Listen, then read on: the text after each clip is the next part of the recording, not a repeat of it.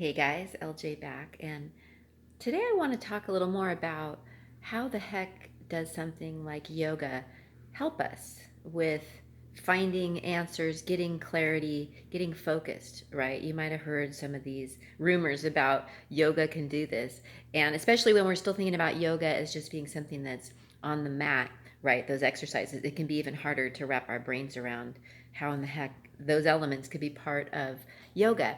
But if you don't know by now, one of the things I always am saying is that yoga really just means union, to join, to connect. That's what that word means. That's what it's supposed to be all about. And that yoga is more of a system of psychology more than anything. Has been part of my learning over these 20 years of teaching yoga and studying it continually along the way.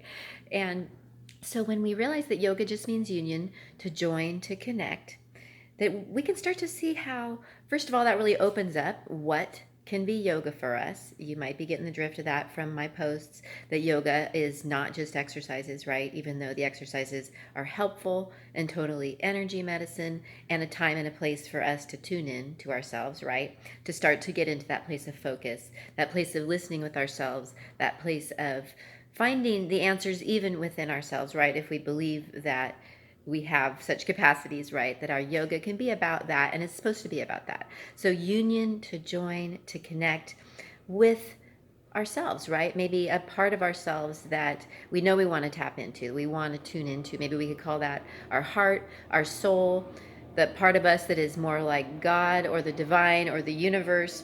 And even that our yoga practices, for sure, the perspectives of psychology are about getting us in that place of connection more spiritually, if we like that. So if you like getting into the fact that you have spiritual support in whatever ways you call it, that your yoga for sure is and is supposed to be and can be about that. So when we start to look at how could our yoga practices, our yoga perspectives, our yoga lifestyle, right? Which now we know that means just our more connected lifestyle practices that help us to reconnect. And again, only you are going to know what really does that for you. So it may be some time in some of those exercises. It also might be time in your journal. It might be time playing with oracle or tarot cards. It might be time in nature.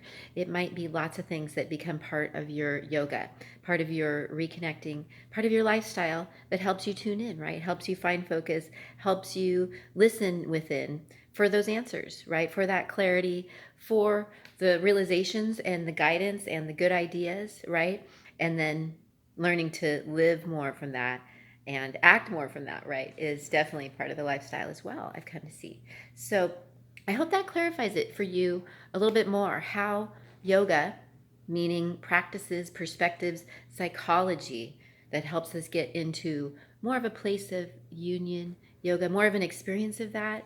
And yes, it is a lot about just being able to come into our moments and be fresh and new, listening, present. And that's a big part of finding that yoga and getting into the experience of yoga, right? And into that sense of connection in so many ways. So I hope that's a little starter for you on how yoga helps with things like focus, feelings of clarity, getting those answers within and from around us in ways that we want to, maybe more deeply, more spiritually, more cosmically, if you like that.